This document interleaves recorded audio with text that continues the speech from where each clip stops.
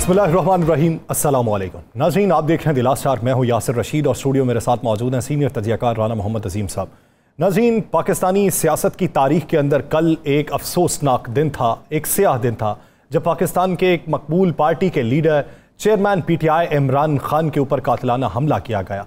उस कातिलाना हमले में वो बच गए, उनकी टांगों पे 4 गोलियां लगीं। ऑपरेशन हुआ, ऑपरेशन में दाईं टांग से गोलियों के ज़र्रात को निकाल दिया गया। बाईं टांग के अंदर जो ज़र्रात मौजूद हैं वो अभी भी मौजूद हैं और डॉक्टर फैसल के मुताबिक वो इसलिए नहीं निकाले गए कि वो किसी बड़े डैमेज का सबब नहीं बन सकते।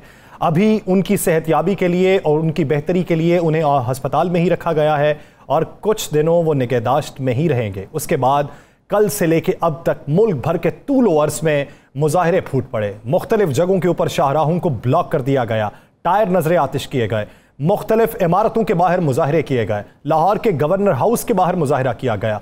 मुल्क के तूल अर्ज़ में चलने वाले मुजाहरों की शिद्दत में किस हद तक इजाफा होता, इसका मुस्तकबिल क्या होता, उस पर वफाकी हुकूमत ने जहां पे मामलात को ठंडा करने की कोशिश की तो बेशतर बयानात ने मामले को मजीद आग और हवा देने की कोशिश की। इसी के ऊपर पाकिस्तान तहरीक इंसाफ के चेयरमैन इमरान खान साहब की प्रेस कॉन्फ्रेंस सामने आती है। तवील प्रेस कॉन्फ्रेंस करते हैं और उसके आखिर में वो ये बात कर देते हैं कि जिस दिन मैं ठीक हुआ, पांव पे खड़ा हुआ, उसी दिन मैं सड़कों पे हूंगा और इस्लामाबाद की तरफ हम मार्च करेंगे। लेकिन तब तक मैंने जिन 3 शख्सियात का नाम लिया है उनकी माजूली तक ये शहर शहर एहतजाज जारी रहेगा। उसके बाद सेक्रेटरी जनरल पाकिस्तान तहरीक इंसाफ असद उमर की ट्वीट सामने आती है कि कल शाम को 5 बजे तमाम शहरों के अंदर मकाम जो है वो मुकामी क़यादत तय करेगी, एहतजाज होगा और मरकजी एहतजाज जो है वो लाहौर लिबर्टी चौक पे होगा। आने वाले दिन किस हद तक खतरनाक हैं, क्या कहीं पे पुरअमन माहौल देखने को मिल सकता है, क्या कोई दरमियानी रास्ता है, राना साहब से जानते हैं। राना साहब, गिर एहतजाज की कॉल, जब खान साहब का बयान कुछ देर के लिए डिले हुआ तो बहुत सी बातें गर्दिश होना शुरू हो गई कि ये किसी वजूहात की बुनियाद पर डिले हुआ है। सबसे पहले तो उस उमूर पे आइए कि किन वजूहात की बुनियाद पे वो ताखीर का निशाना बना। बिस्मिल्लाहिर्रहमानिर्रहीम, अस्सलातु वस्सलामु अलैका या सय्यदी या रसूल अल्लाह, अस्सलातु वस्सलामु अलैका या सय्यदी या हबीब अल्लाह। या सर, एक बात तो बड़ी दुरुस्त है ये कि जिस वक्त प्रेस कॉन्फ्रेंस डिले हुई 4 से 6 से फिर मज़ीद लेट हो गई, तो मेरे पास भी इंफॉर्मेशन यही है। अब इसकी कोई तरदीद करें या तस्दीक करें, ये बात का मामला है। मेरे पास इंफॉर्मेशन यही है कि बैकडोर कोई राब्ते हो रहे थे, ईवान सदर से कोई शख्सियत राब्ते करने की कोशिश कर रही थी और मेरे पास इतला है कि ईवान सदर से राब्ते हो भी गए थे और उन राब्तों में काफ़ी हद तक मामला बेहतर हुए और उन राब्तों में यह कहा गया कि आपको इंसाफ मिलेगा, आप जो मुतालबात लेके आ रहे हैं उसका हम कोई दरमियानी रास्ता निकालते हैं। ये मैं लफ्ज़ अब दागा रहा हूँ कि आपके मुतालबात का कोई दरमियानी रास्ता निकालते हैं और कोई ऐसा सिस्टम बनाते हैं कि जिससे जो मुजरिम है उसको सज़ा मिले, जो मुजरिम नहीं है उसको इस पर ना रखा जाए। ये काफ़ी देर, मेरी इत्तला है कि 1.5 से 2 घंटे इस चीज़ पर बाकायदा मुशावरत जारी रही, राब्ते जारी रहे और इन राब्तों में जो है वो कई लोगों के साथ मुशावरत होती रही। इसी वजह से ये काफ़ी चीज़ें जो है वो डिले में गई। कुछ लोग तो यहाँ तक प्रोपेगेंडा कर रहे थे कि शायद कोई तीसरी कुव्वत आने की तैयारी कर रही है, लेकिन मेरे पास इत्तला ये है कि इस वक्त जो डिले हुआ उसमें बड़ी अहम शख्सियात थी जो हर सूरत पे चाहती थी कि यह मामला जो है हल हो जाए। आप जहन में रखिएगा एक बात, इमरान खान की ज़ात को अगर कुछ ना हुआ होता, उनके काफिले पे फायरिंग ना हुई होती, तो शायद आज सूरत हाल बिल्कुल चेंज होती, आज सूरत हाल जो है वो बिल्कुल मुख्तलिफ होती। अब सूरत हाल जो है वो बिल्कुल मुख्तलिफ है और अब की सूरत हाल में पाकिस्तान की तमाम कुव्वतें, पाकिस्तान के तमाम अदारे जो हैं उन्हें बड़ा सोच कर यह काम करना पड़ेगा। अब ये इतना आसान नहीं है कि आप कप्तान को नीचे गिरा दें, अब ये इतना आसान नहीं है कि आप कप्तान के खिलाफ नाजायज़ कोई कार्रवाई कर दें, अब ये इतना आसान नहीं है कि आप कप्तान के ख़िलाफ़ कुछ ऐसा काम कर दें कि जिसके बाद आप ये सोचें कि अमन भी रहे और ये सारा कुछ हो जाए। ऐसा मामला नहीं है। अब अगर जाना पड़ा तो फिर सबको जाना पड़ेगा। यस सर, मैं लफ्ज़ इस्तेमाल कर रहा हूँ, अब अगर जाना पड़ा तो फिर सबको जाना पड़ेगा और अब अगर सियासी कल्चर को बाहर रहना पड़ा तो फिर इस पर कंप्रोमाइज़ करके रहना पड़ेगा। कुछ दो कुछ लो, इस मामले में रहना पड़ेगा। आज ये जो सारा कुछ चलता रहा ये इसी चलें राना साहब, इस पर मजीद भी बात करते हैं, लेकिन वाक़े का आगाज़ कल से करते हैं क्योंकि कल हमारा प्रोग्राम नहीं था, हमने आगाज़ आज किया, तो फिर इसके मुहर्रिकात के ऊपर बात करते हैं, मुख्तलिफ ज़ावियों के ऊपर बात करते हैं। नाज़रीन, कल जो मुलजिम पकड़ा गया मौके से, उसका इब्तदाई बयान फौरी जारी हो गया जिस पर बहुत से सवालात थे, और उसी एक्शन पे वज़ीर आला पंजाब ने अमले को मुअत्तल कर दिया, जो थाने का अमला था, जो अभी तक भी मुअत्तल नहीं हो सका। इस पर भी बात करेंगे। मुलजिम का जो बयान है वो ज़रा मुलाहिजा कीजिए, फिर उसके मुख्तलिफ निकात पे बात करते हैं। ये सर मैंने इसलिए किया है कि ये लोगों को गुमराह कर रहा था इमरान खान, और मुझसे ये चीज़ देखी नहीं गई, और मैंने इसको मार दिया। मारने की कोशिश की, पूरी मारने की कोशिश की कि मैं इसको मारूं, सिर्फ और सिर्फ इमरान खान को और किसी को नहीं। ये मैंने सोचा, उधर अजान हो रही है, उधर डेक लगा के शोर कर नहीं, ये तुमने अचानक को सोच के मेरे ज़मीर में ये चीज़ अच्छा नहीं माना। अचानक फैसले किए या पहले? अचानक फैसला किया, दिन से, सुबह से, जिस दिन का ये लाहौर से चला है उस दिन से मैंने ये साजिश ये सोची। मेरे पीछे कोई नहीं, मैं अल्हम्दुलिल्लाह। तुम्हारे साथ कितने लोग थे? कोई भी नहीं, अकेला। जब तुम घर से आए हो तो कौन था तुम्हारे साथ? अकेला था, बाइक अपनी पे आया हूँ, अपनी बाइक मैंने मामू की दुकान पे खड़ी कर दी थी। राना साहब क्या कहेंगे, एक तरफ अचानक और एक तरफ लाहौर से चला था भी। अच्छा, मैं ये सी दो चीज़ों पे आने लगा। पहली बात यह है कि मैं आफरीन उस पुलिस इंस्पेक्टर पर कि जिसने ये बयान रिकॉर्ड किया, रिकॉर्ड करने के बाद एक आला पुलिस अफसर को, ये मैं आपको रिकॉर्ड के सामने आ रहा हूँ, एक आला पुलिस अफसर को दिया, उस आला पुलिस अफसर ने फिर आगे किसी जगह भेजा, फिर उसके बाद पीटीवी पे चलता है, फिर एक और चैनल पे चलता है, फिर उसके बाद चलता है। ज़रा आप गौर करें, ज़रा इसके ना इसी के बयान पे आपको तजाद नजर आएगा। अगर ये वो दोबारा हिस्सा वो चला दे जिसपे कहता है कि मैंने अचानक फैसला किया, फिर ये कहता है मैंने फैसला किया जब ये लाहौर से चला, अब किस बात पर आप यकीन करेंगे? अगर ये मैं दोबारा चलाएं ताकि हमारे नाज़रीन भी सुन सकें और पता चल सके। प्रोड्यूसर साहब एक बार दोबारा से प्ले कीजिएगा इसे। ये सर मैंने इसलिए किया है कि ये लोगों को गुमराह कर रहा था इमरान खान, और मुझसे ये चीज़ देखी नहीं गई, और मैंने इसको मार दिया। मारने की कोशिश की, पूरी मारने की कोशिश की कि मैं इसको मारूं, सिर्फ और सिर्फ इमरान खान को और किसी को नहीं। ये मैंने सोचा, उधर अजान हो रही है, उधर डेक लगा के शोर कर नहीं, ये तुमने अचानक को सोच के मेरे ज़मीर में ये चीज़ अच्छा नहीं माना। अचानक फैसले किए या पहले? अचानक फैसला किया, दिन से, सुबह से, जिस दिन का ये लाहौर से चला है उस दिन से मैंने ये साजिश। यहाँ पे अचानक फैसला किया, दिन से, सुबह से, जिस दिन ये लाहौर से चला। अब लाहौर से चले उसे दिन कितने हो गए? 4 दिन हो गए। ठीक है, ये कहता उस दिन से फैसला मैंने किया, फिर 1 मिनट बाद कहता है नहीं मैंने आज सुबह से फैसला किया। ओके जी, इसने सुबह फैसला कर लिया। इसने जो पिस्टल खरीदा है वो तो आज से काफी दिन पहले खरीदा है। वो किस लिए खरीदा था? कत्ल करने के लिए किसी और को? अच्छा, वो तहकीकात हो गई कि बाकायदा इसी नहीं खरीदा? नहीं, अभी तक जो सामने आ रही है चीज। अच्छा। एक तो नंबर एक तो इसके पास जो पिस्टल था, जो पिस्टल चला है वहां पे, जो पिस्टल वहां पे चला है, जो पिस्टल पिक्चर में नजर आ रहा है, वो पिस्टल जो है वो 5 से 6 लाख रुपए का बड़ा है। वो पिस्टल 5 से 6 लाख रुपए का 9mm मेरे ख्याल से ग्लॉक पिस्टल है जी, बड़ा कहते हैं ग्लॉक पिस्टल है, और इस पिस्टल को इंपोर्ट किया जाता है। पता लग सकता है कि किसने बाइट से मंगवाया, और मंगवाने के बाद उसने किस जगह बेचा, उसके नंबर से एक एक चीज़ पता चल जाती है। इसके घर का आपने पोजीशन देखी, घर के बाहर गेट पे सीमेंट भी नहीं हुआ, ये प्लस्तर भी नहीं हुआ। उसके बाद ये कहते हैं प्लम्बर है। ओके जी, इसके पास ये मोजर कहां से आया?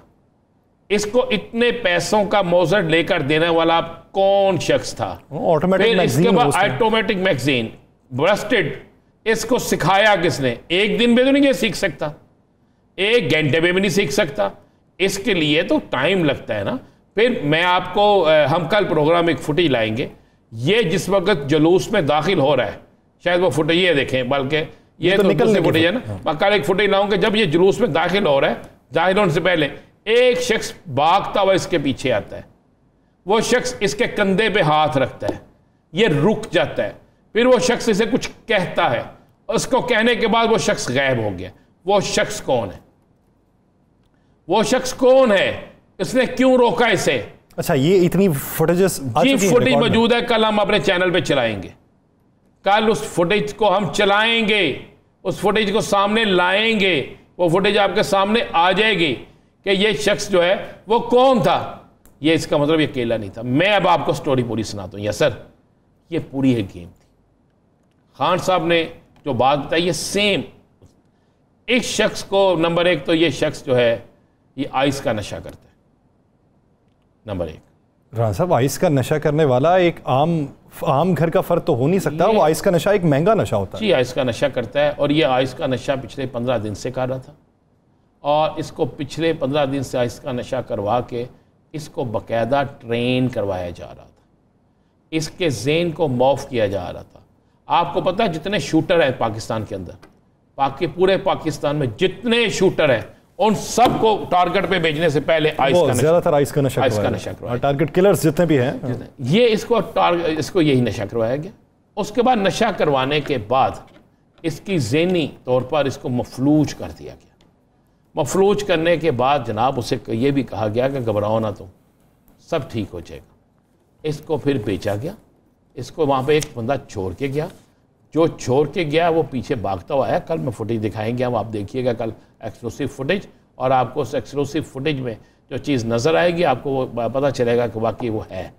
और इसको वो रोकने करने के बाद इसका पास टारगेट ये था कि ये पहले ये जिस जगह पे खड़े होकर फायर कर रहा है वो जगह बिल्कुल फ्रंट पे नहीं है। यस सर, वो बिल्कुल फ्रंट की जगह नहीं है। इसने वहाँ खड़े होकर फायर किया। अब इसके फायर के बाद एकदम हलचल मच गई और इसका फायर उसके बाद असल फायर करने वाला बिल्कुल जहाँ पे खान साहब की गाड़ी खड़ी है उसके बिल्कुल सामने दरख्त है। और उसकी फुटेज भी कहेंगे मैं सामने ले आऊँगा, नहीं तो हमारे पास कैमरामैन के पास जो है वहाँ पे था, उसके पास फुटेज होगी। सामने दरख्त है, उन दरख्तों के साथ एक सीढ़ी लगी हुई है। ना उस दरख्त पे कोई फाल है, कोई हो ना उस दरख्त पे कोई फाल लो तो सीढ़ी लगी हुई है, फालू तो नहीं। उस दरख्त के पीछे शख्स खड़ा है एक छत पे, जिसने फिर वहां से ब्रस्ट मारा, जिस ब्रस्ट की वजह से एक शहीद हो गया, जिस ब्रस्ट की वजह से वो कह रहे हैं कि खान साहब के बिल्कुल सर के ऊपर से गोलियां निकली, खान साहब गिर गए थे। और मेरे पास ये जो आज राना सनाउल्लाह साहब ने एक टीवी टॉक शो में कहा, जब मैं चैलेंज करता हूं खान साहब को 4 गोलियां नहीं लगी, चले मैं भी यहां पे चैलेंज कर रहा हूं कि खान साहब को 4 गोलियां ही लगी हैं।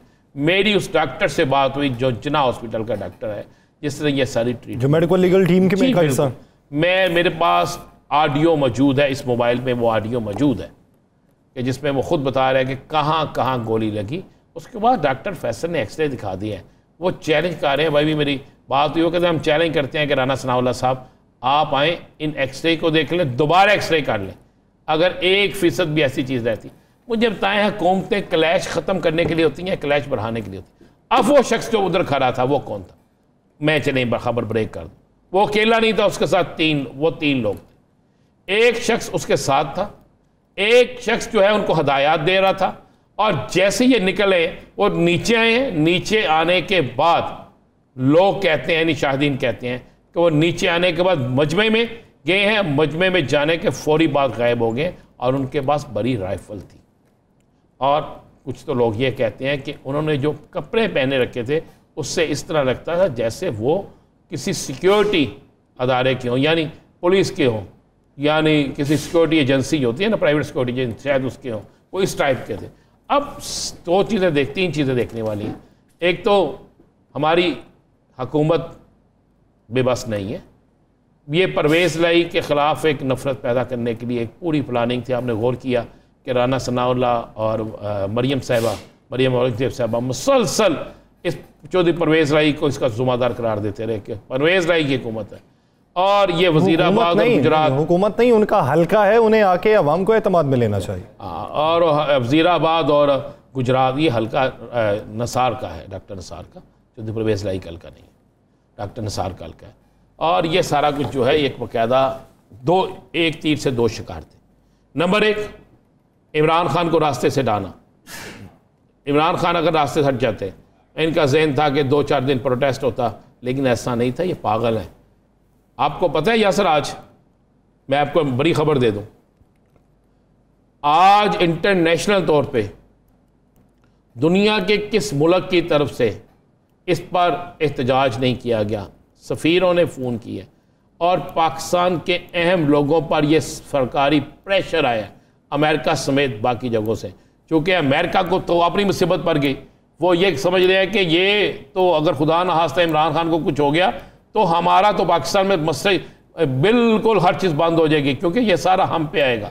उन्होंने भी कहा, चाइना ने, रशिया ने, सऊदी अरब ने, दुबई ने, हर तरफ से इन्हें पैगाम आया कि भाई पाकिस्तान के अंदर यह मामला ना करें, आपकी मौशत तबाह हो जाएगी, हम आपकी कोई सपोर्ट नहीं कर सकेंगे, हम आपके मुल्क में काम नहीं कर सकेंगे, हमारा सारा सिस्टम खत्म हो जाएगा कि जिस मुल्क के पॉपुलर लीडर को उस मुल्क के अंदर कत्ल कर दिया जाए, फिर यहां पे कौन कारोबार करेगा, कौन यहां पे आकर इन्वेस्टमेंट करेगा, कौन यहां पे आकर सारा कुछ करेगा।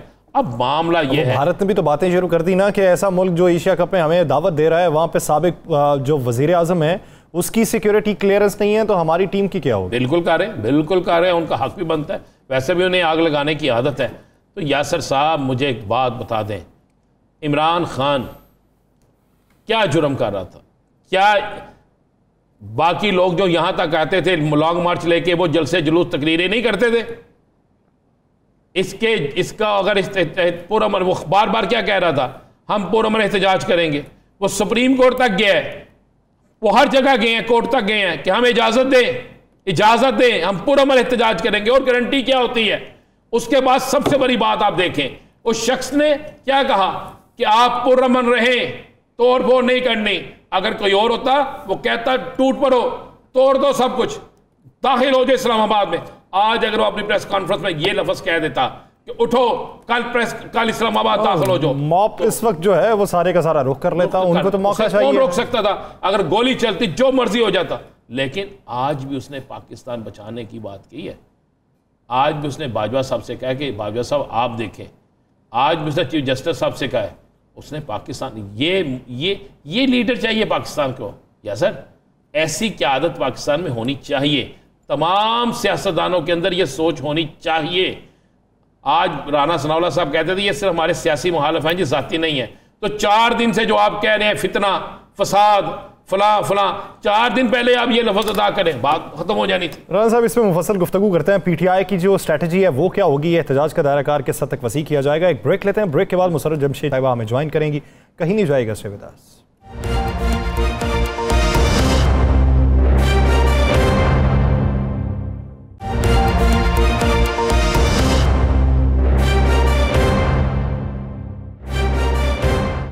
ब्रेक के बाद खुशामदीद नाज़रीन। पाकिस्तान तहरीक इंसाफ के लॉन्ग मार्च की हिकमत अमली अब आने वाले दिनों में सियासी जो बसीरत है उसी के तहत जो इकदामात आगे बढ़ाए जाएंगे, इस पर ब्रेक से पहले हम मुफस्सल गुफ्तगू कर चुके हैं, उसका अहाता भी कर चुके हैं कि माजी करीब के अंदर जो हालात व वाक़यात पैदा हुए, अब उससे सूरत हाल किस नहज पर जाके ख़त्म होगी, सूरत हाल में बेहतरी किस तरीके से आ सकती है, फ़ज़ा साजगार किस तरीके से हो सकती है। वो मुतालिबात जो पाकिस्तान तहरीक इंसाफ के चेयरमैन इमरान खान साहब ने उठाए हैं, उस वक्त तक एहतजाज के दायरा कार को किस हद तक वसी रखा जाएगा, हालात पुरअमन रहे, इसके लिए क्या हिकमत अमली अपनाई जाएगी, इसी बारे में बात करेंगे। पाकिस्तान तहरीक इंसाफ की रहनुमा मुसर्रत जमशेद चीमा साहिबा ने हमें ज्वाइन किया है। मुसर्रत साहिबा, बहुत मशकूर है आपके वक्त के। मुसर्रत साहिबा, सेक्रेटरी जनरल असद उमर साहब ने यह ट्वीट है कि कल रात 5 बजे कल शाम को मुल्क भर में मुख्तलिफ शाहराहों के ऊपर एहतजाज किया जाएगा और वो मरकजी जो एहतजाज है लिबर्टी चौक में वो वहां पर मौजूद होंगे। आप प्लानिंग क्या कर रहे हैं कि किस तरीके से ये जो एहतजाज है ये मुतशद्दिद ना हो, पुरअमन तरीके से ये एहतजाज रिकॉर्ड करवाया जाए? बिस्मिल्लाहिर्रहमानिर्रहीम, बहुत शुक्रिया। देखें, पाकिस्तान तहरीक इंसाफ वो वाहिद पाकिस्तान की वफाकी जमात है जिसकी नुमाइंदगी, हमारे लीडर की नुमाइंदगी पूरे पाकिस्तान के अंदर मौजूद है। लेकिन इतना बड़ा सानिया, कल अफसोसनाक तरीन सानिया मैं कहूँगी कि हमारे लीडर की, पाकिस्तान के पॉपुलर लीडर की जान लेने की कोशिश की गई। उसके बावजूद हमारे जो कारकुनान थे और हमारे लीडर की तरफ से इवन शहरियों को भी पुरअमन रहने की हदायत जारी की गई। देखें, हमारी पाकिस्तान तहरीक इंसाफ की एक तारीख है। देखें, कभी भी किसी के बारे में कोई ओपिनियन कायम करनी हो, हम पाकिस्तान की वो वाहिद वफाकी जमात है जो पुरअमन रह के, जिन्होंने बड़े लंबे लंबे प्रोटेस्ट किए, बड़े पाकिस्तान की तारीख के सबसे बड़े जलसे किए जिसमें एक गमला तक भी नहीं टूटा। अभी भी अगर हम अभी के रिसेंट जो कल हमारे साथ हादसा पेश आया, हमारा जो लॉन्ग मार्च है तारीखी, आप देखें मीडिया तो कवर कर रहा है, आप लोग तो हमारे साथ साथ हैं, कहीं हमने एंटी स्टेट कोई नारा नहीं लगाया, कहीं हमारे वर्कर्स कारकुनान, हाँ जज्बा बहुत है लोगों में, गमो गुस्सा भी है, लोगों में फ्रस्ट्रेशन भी है, उसके बावजूद मैंने अपने लीडर की एक स्पीच को लोगों के लिए एक हदायतनामा ही मैं तो समझती हूँ कि पीसफुल, रूल ऑफ लॉ, आइन के दायरा कार के अंदर रहते हुए, हाँ फंडामेंटल राइट्स की तो हम एक लड़ाई लड़ रहे हैं, और वो भी पुरअमन एक मार्च की शक्ल में। लिहाजा प्रोटेस्ट करना और हमारे मुतालबात बिल्कुल आईनी मुतालबात हैं। हमें जो थ्रेट्स आ रही थी, जो गंदा खेल पिछले 6 माह में 8 माह में इस मुल्क और कौम के साथ खेला गया, और आखिरकार ये कल जो हमला था ये पाकिस्तान की सालमियत के ऊपर हमला था। कल का हमला आपने कहा कि पाकिस्तान की सालमियत पे हमला था, तो मुझे एक बात बता दें, हुकूमत पंजाब में आपकी हमलावर गिरफ्तार हुआ, 45 मिनट नहीं गुजरे उसकी वीडियो सामने आ गई। आपने एक पूरा थाना मोतल किया, एक भी थाने का एहलकार अभी आज के दिन तक, जब तक आप मुझसे बात कर रही हैं, मोतल नहीं है, काम कर रहा है, हुकूमत आपकी है। उसके बाद दूसरी वीडियो आ जाती है जिसमें सीटीडी का एक अफसर चद्दर जो है वो पीछे बैठा मुस्कुरा रहा है। तो क्या है, आप इसको पाकिस्तान में हमला करार देते हैं और आपके सूबे में हमला होता है। आपका वज़ीर आला मोतल करता है, मोतल कोई नहीं होता। आप एक वीडियो सामने आने पर बड़ा शदीद रद्दअमल देते हैं, थोड़ी देर बाद दूसरी वीडियो सामने आ जाती है। आप बेबस हैं, आपके इख्तलाफात हैं, आपका कंट्रोल नहीं, या फिर आपका आईजी आपके कंट्रोल से बाहर है? बड़े ही अच्छे सवाल आपने रखे हैं, और यही वो जंग है कि जमहूरियत होते हुए भी जमहूरियत नहीं है। अब इस सारे सिनेरियो में let me tell you one thing, Rana Azeem साहब, यही आपके जो सवाल है ये मेरे मुल्क का मसला है, ये जो जमहूरी लोग हैं उनका मसला है, और ये आज नहीं हो रहा, ये अज़लों से होता आ रहा है कि यहाँ पे बिठाए हुए जमहूरी लोग होते हैं, हम जैसे लोग जो गलियों की खाक छान के आते हैं, लेकिन हुक्म किसी और का चलता है। यही तो, क्या आपको लगता है कि इसमें चौधरी परवेज इलाही साहब की गलती है, हमारे सीएम की गलती है? वो उन्होंने, मुझे ये बताएं, हमारे पास इख्तियार, आईनी इख्तियार जो था उन्होंने वो एक्सरसाइज किया। अगर सूबे का 12 करोड़ के सूबे का सीएम ये अपना, अगर एक थाने के एसएचओ को मुअत्तल करने का कि उसके हुक्म के ऊपर अमल नहीं होता, तो फिर किसके ऑर्डर्स के ऊपर अमल होता है? आपको भी पता है, मुझे भी पता है। यही हमारी जंग है कि आपका जो आईनी हदूद, आपके जो आईने पाकिस्तान के अंदर आपकी हदूद मुकर्रर है, और जो हमारी हदूद मुकर्रर है, हमें अपनी अपनी डोमेन में काम करना है। हमारे जो तो मेरी बहन ऐसे ना वो तो कभी जाके, मेरी बहन ऐसी तो बात नहीं, मेरी अर्ज सुन लेना जी, मेरी लाहौर की तब्दीली पे आप स्टैंड ले सकते हैं। देखिए मैं कंप्लीट कर लूं राना साहब, चलें करें। मैं अर्ज ये करना चाहती हूं कि यही वजह है, देखिए यही वजह है कि लोगों को डराया धमकाया, और लोगों को अब आज हमारे जो चेयरमैन, उन्होंने क्या बात की आपको पता है? अल्फाज सुने एज इट इज। जो हमारे आजम सवाती साहब है, जब उनको बरहना करके उनके ऊपर तशद्दुद किया जा रहा था, तो साथ उनको बताया जा रहा था, आज खान साहब ने इंटरनेशनल मीडिया को और मीडिया को बताई है ये बात, कि उन्हें बताया जा रहा था कि जाके इमरान खान को बताना कि हम आपके साथ भी यही सलूक करेंगे।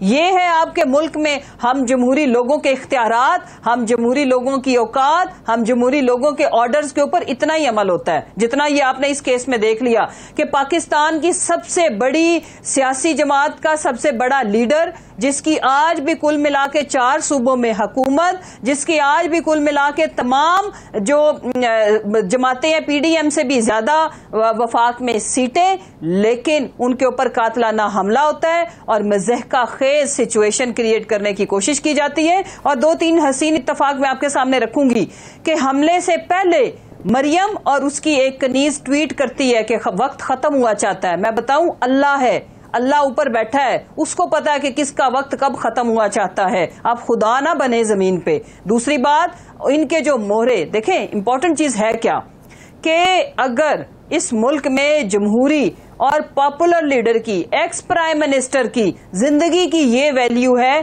तो इसी वजह से हम कह रहे हैं कि हम ये प्रोटेस्ट करेंगे।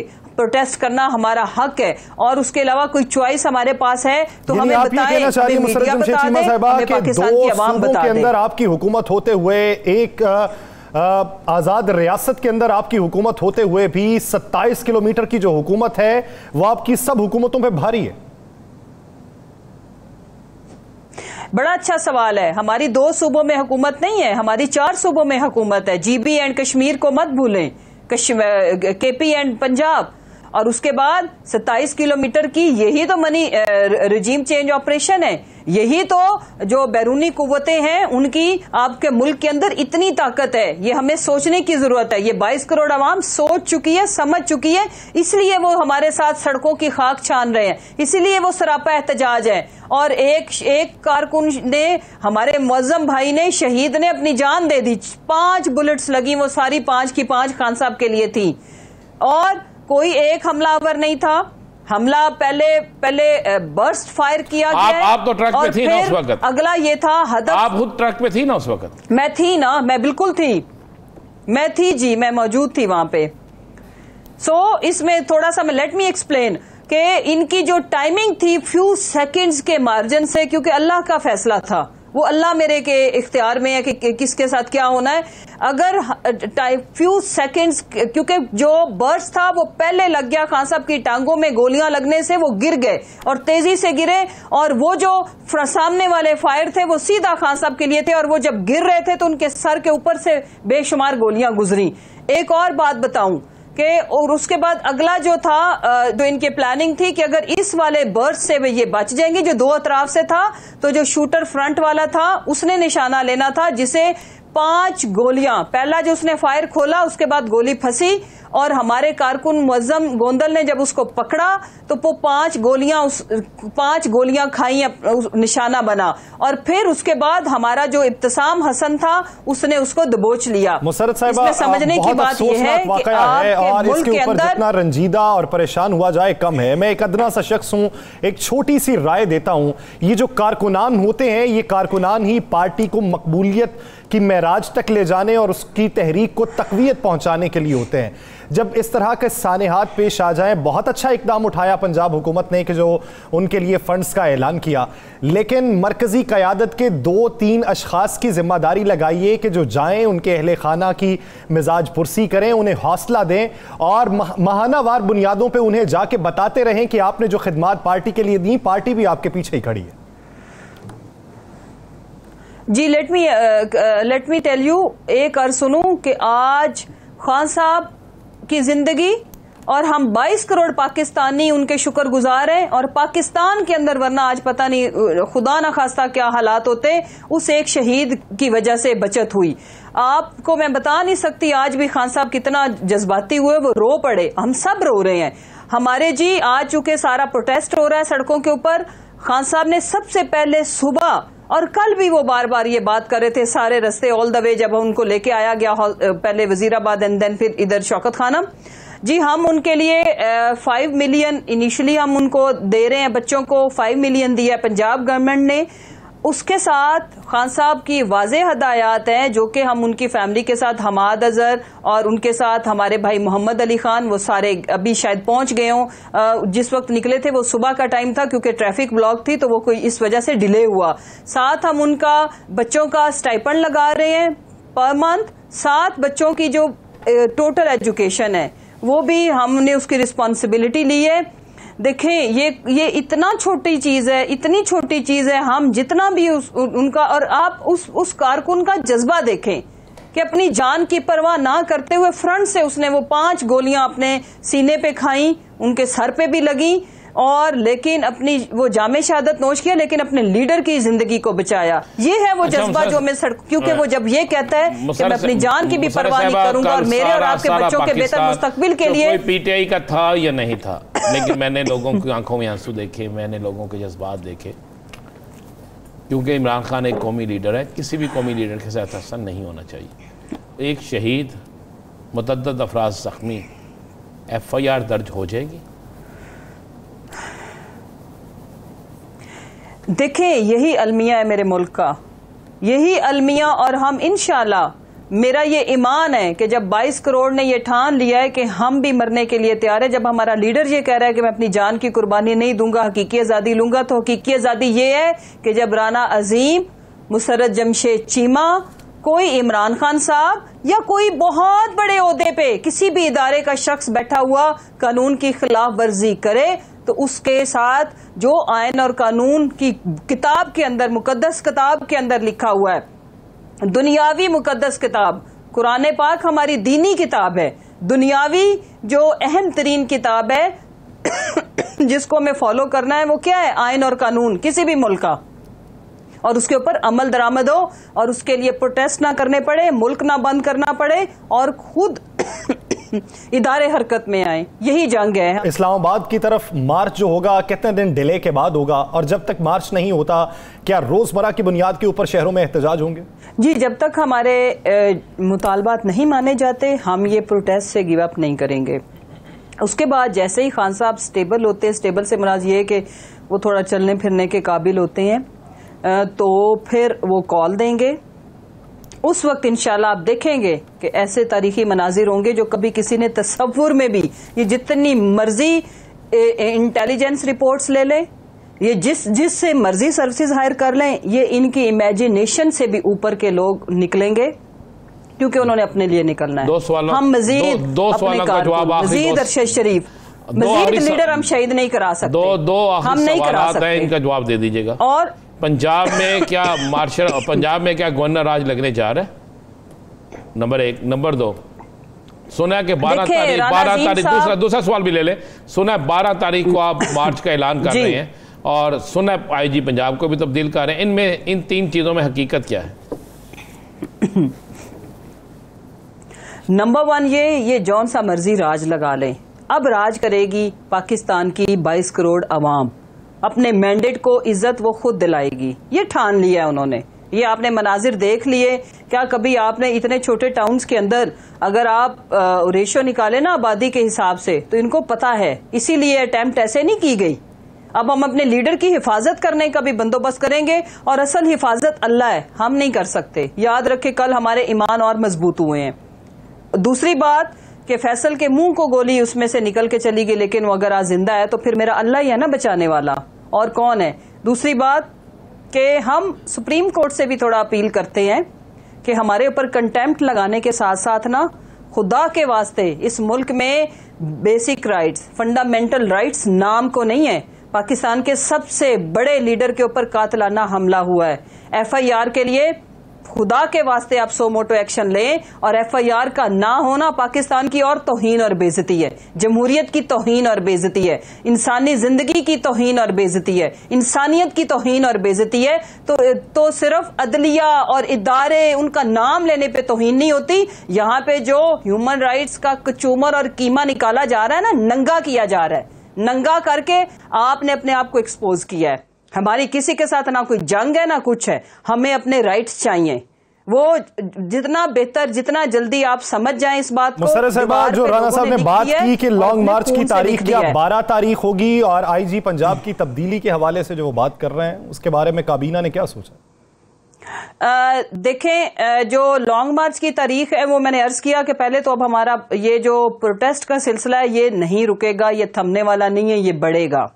दूसरी बात यह है कि लॉन्ग मार्च की तारीख जो है वो हतमी तारीख, हम जैसे खान साहब ने ये जुमे का दिन अचानक अनाउंस किया था, इसका प्रेरोगेटिव और इसका सारा जो ऑप्शन एंड चॉइसेस खान साहब के पास खुद हैं। वो डेट जिस वक्त उनको फील हुआ कि वो, एक तो डॉक्टर्स ऑफ कोर्स, इसमें बहुत बड़ा एक हेल्थ एलिमेंट भी अब आ गया हुआ है, लेकिन उसके बावजूद ये खान साहब डिसाइड करेंगे, और इसमें ये 48 घंटे, 24 घंटे या एक दिन के नोटिस के ऊपर ये अनाउंसमेंट होगी। आज ही उन्होंने कारकुनान को अपनी भरपूर तैयारी का कह दिया है, और पाकिस्तानियों से वो मुखातिब थे। कारकुन तो हाजिर है हर वक्त, लेकिन पाकिस्तानियों से वो मुखातिब थे कि जैसे ही कॉल आए, पैदल, साइकिल पे, मोटरसाइकिल पे, जिस हालत में भी है निकलें। और अभी मैं आपको, मेरा ये दिल गवाही दे रहा, कल जो मैंने मनाजिर देखे, जब हमारे ऊपर अटैक हुआ, बाद में अटैक का खतरा होता है, मैं और हम सब कंटेनर में मौजूद थे, हमने तकरीरें भी की और कोई एक बंदा नहीं हिला, और जज्बा पहले से ज्यादा था। औरतों के अंदर मैंने इतनी बेखौफी कभी नहीं देखी। अब लोग अपने सरों पे, हमारे समेत, हम सरों पे कफन बांध के निकलेंगे, जिंदगी रहे या मौत आए, हम उसको हंस के कबूल करेंगे। हम ये अपनी जलालत, ये तजलील अपने बुजुर्गों को, अपने भाइयों को, अपने बेटों को, कभी शहादतें और कभी उनको बरहना। देखें, ये हमारी पार्टी लीडरशिप, इसमें हमारी देखें एक कमेटी है जिसमें शफकत महमूद साहब, हमारे एक्स CM उस्मान बुज़दार साहब, और उसमें हमारे और एक से दो लोग शामिल हैं। वो कमेटी किसी भी बड़ी तैनाती, चाहे वो चीफ सेक्रेटरी हो या मेन जो ब्यूरोक्रेसी हो, वो CM साहब के साथ कंसल्टेंसी के बाद वज़ीर आला से मुशावरत के बाद कमेटी फैसला करेगी कि तब्दीली होगी या नहीं होगी, और एहतजाज का दायराकार यूं ही वसी होता रहेगा। बहुत वही शुक्रिया। हमेशा ये हमारा वैसे भी सिंपल सा फॉर्मूला है। सही, बहुत शुक्रिया मुसर्रत जमशेद चीमा साहिबा इस हवाले से अपना वक्त देने के लिए। इसी सियासी मंजरनामे में मजीद भी बात करेंगे, लेकिन एक ब्रेक के बाद कहीं नहीं जाएगा। Stay with us.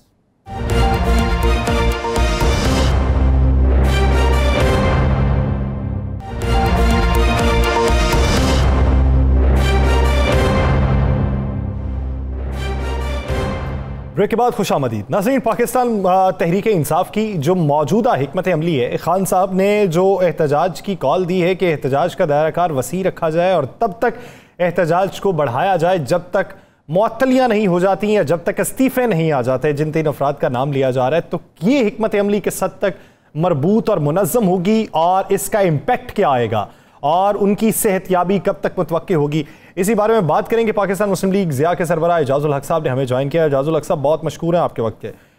एजाजुल हक साहब, आप तो आजकल बहुत कुर्बत है आपकी खान साहब के साथ। खान साहब की तबीयत के हवाले से जो शुबहात, जो खदशात अवाम के जहनों में पनप रहे हैं, एक तो उसका जवाब दे दें। दूसरा ये कुछ बातें हुई कि आज का जो उनकी प्रेस कॉन्फ्रेंस थी उसमें डिले जो है ये किसी बैक चैनल राब्ते की वजह से है कि वो बैकडोर जो राब्ते हो रहे थे उसी वजह से डिले हुआ। आप तक क्या इन्फॉर्मेशन? देखें, ये बात तो मैं नहीं कर सकता क्योंकि सब क्या सराहियाँ होंगी। अगर बात करेंगे, ये मुझे मालूम है थोड़ा बहुत कि उनकी सेहत माशाल्लाह अभी बेहतर है और उनके जो डॉक्टर हैं उन्होंने इस बात का जिक्र भी किया।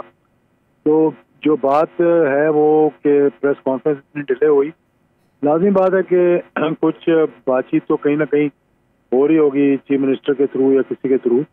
बात यह है कि जो कल का इंसिडेंट हुआ और जिस तरह से उसे ऑन एयर किया गया, ये बिल्कुल एक गलत तरीका कार था, चाहे वो पुलिस का था या किसी का भी था।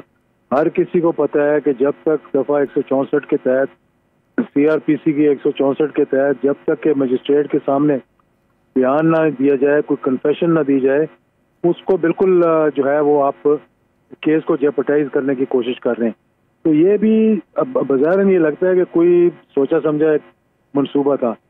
दूसरी बात यह है कि देखें, इस महाजराई से बाहर निकलने की ज़रूरत है, चाहे वो किसी तरफ से भी हो।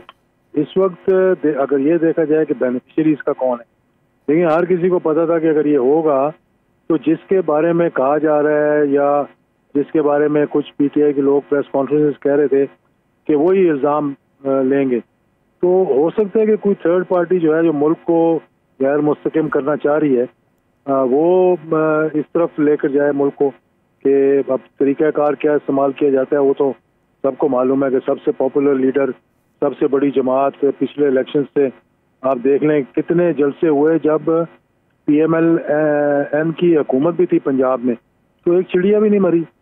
तो ये क्या हुआ कि लॉन्ग मार्च के अंदर इस तरह से फायरिंग कर दी। और फिर जिस तरीके से मैं समझता हूँ कि आज पार्लियामेंट के अंदर खड़े होकर या फिर प्रेस कॉन्फ्रेंसेस के जरिए, मुझे बड़ा दुख हुआ ये देख कर के सुलझे हुए मेच्योर पॉलिटिशियन 30-35 साल से जो मेरे साथ चलते आ रहे हैं, जिनको मैंने साथ काम किया हुआ, जिनको देखा हुआ है, मैं सोच भी नहीं सकता कि वो ये जुबान इस्तेमाल करेंगे जो आज उन्होंने की। यानी कि किसी पे भी ये हुआ हो, आपने जिक्र भी किया मोहतरमा बेनज़ीर का, हम सबको दुख हुआ था, चाहे हमारे नजरियाती इख्तिलाफ हों। मुर्जा भुट्टो का हुआ, हम सबको दुख हुआ था। मैंने इस बात का जिक्र भी किया था कि नजरियाती इख्तिलाफ अपनी जगह, लेकिन देखें किसी की जान जाए तो वो बहुत, इतना बड़ा हमला हुआ खान साहब पे और अल्लाह ने उन्हें बचा लिया, फिर आप उसका मजाक उड़ा रहे हैं और उस पर इल्ज़ामात लगा रहे हैं, झूठी बातें कर रहे हैं, फिर पंजाब गवर्नमेंट के साथ महाजराई की कोशिश कर रहे हैं। तो इन तमाम चीज़ों को मद्देनजर रखते हुए मैं समझता हूँ कि हर किसी को इस वक्त होश के नाखून लेने चाहिए, मुल्क को इस अफरा तफरी से निकालने के लिए। इजाजुल हक साहब, आप जमहूरियत को बचता हुआ देख रहे हैं? मैं समझता हूँ कि इसके अलावा इस वक्त मुल्क को इस दलदल से निकालने का और कोई तरीका नहीं, अगर मजीद हमने पीछे की तरफ नहीं जाना तो। और उसके लिए मैं समझता हूँ कि हर किसी को मेरा पैगाम है, चाहे हुकूमत हो, चाहे एस्टेब्लिशमेंट हो, चाहे जुडिशरी हो, कि कोई इतनी बड़ी डिमांड नहीं है खान साहब की, जिस डिमांड के लिए आप पूरे मुल्क को दाव पे लगा रहे हैं, अपनी मईशत को दाव पे लगा रहे हैं, अपने दफा को दाव पे लगा रहे हैं, क्योंकि हर किसी को फिर मौका मिलेगा कुछ ना कुछ अफरा तफरी फैलाने का यहाँ। तो बैठ के अक्लमंदी के साथ बात करें, इलेक्शंस को अनाउंस करें, बैठ के जो निटी ग्रिटीज है उनको करें, मुल्क का एक अच्छा पैगाम बाहर भेजें। आज देखें खान साहब पे तो हमला हुआ, ट्रूडो तक का जो प्राइम मिनिस्टर है कनाडा का, उससे ट्वीट से लेके हर किसी ने इसको कंडेम किया। पूरी दुनिया के अंदर एक पैगाम गया जो कि पाकिस्तान के हक में नहीं गया, पाकिस्तान के खिलाफ गया। तो क्या हम अब भी जिद करेंगे और इस जिद से हम मुल्क को दाव पे लगा देंगे? आज मैं सुन रहा था किसी ने कहा कि जी जब आग लगती है तो बस्तियां की बस्तियां जल जाती हैं। मैं कहता हूँ जब आग लगती है तो उसको टाइम पे बुझाने का किसका काम है?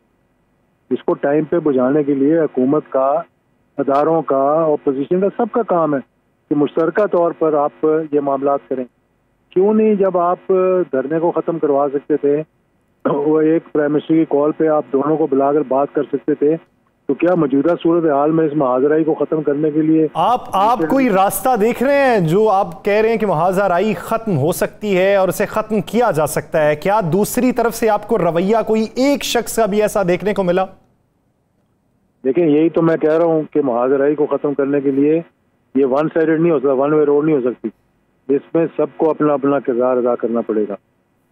इस तरफ से भी जो लाज़मी बात है, रेड लाइन जब क्रॉस हुई तो गुस्सा तो होना है सबको, हम भी होना है।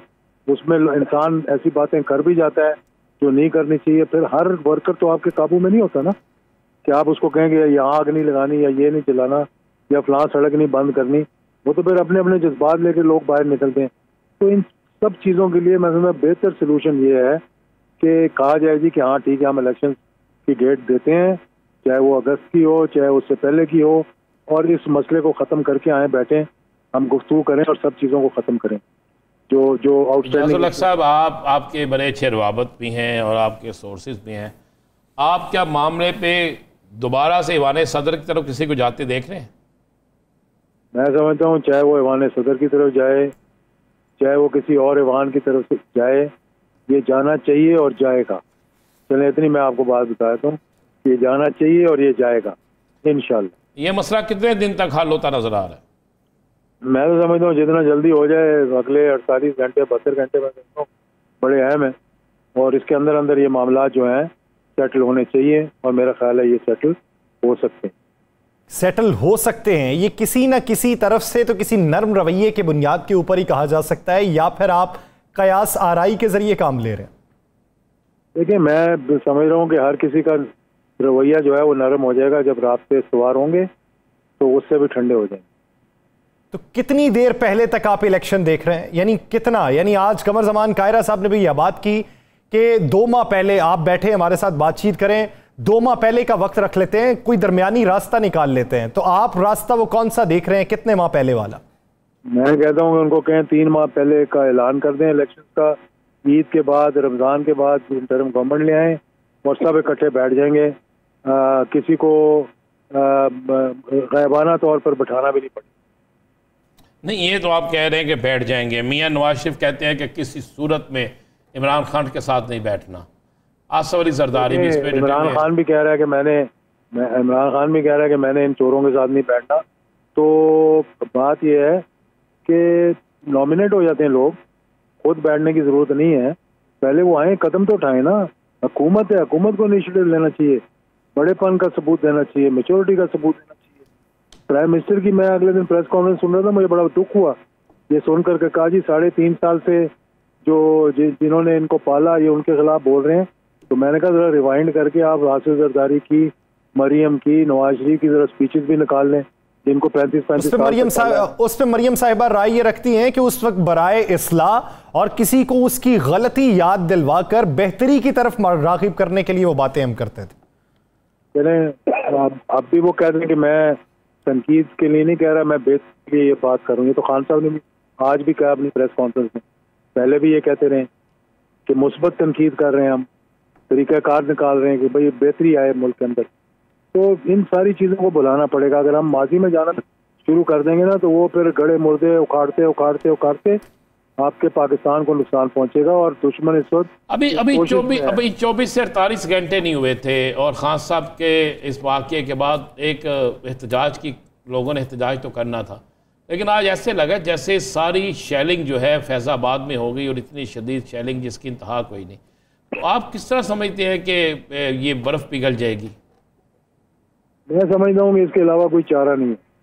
अगर जमहूरियत को चलाना है तो होश के नाखून लेने होंगे, जमहूरियत को चलाना है तो होश के नाखून लेने होंगे और इस तरह का कोई इकदाम नहीं उठाना होगा जिससे इश्तियाल अंगेज़ी में मज़ीद इजाफा हो। बहुत शुक्रिया एजाब इस हवाले से अपना वक्त देने के लिए। नाज़रीन, द लास्ट आवर का वक्त ख़त्म हुआ चाहता है, मुझे और राना साहब को दीजिए इजाज़त। आपसे मुलाकात होगी कल अल्लाह ने के बाद।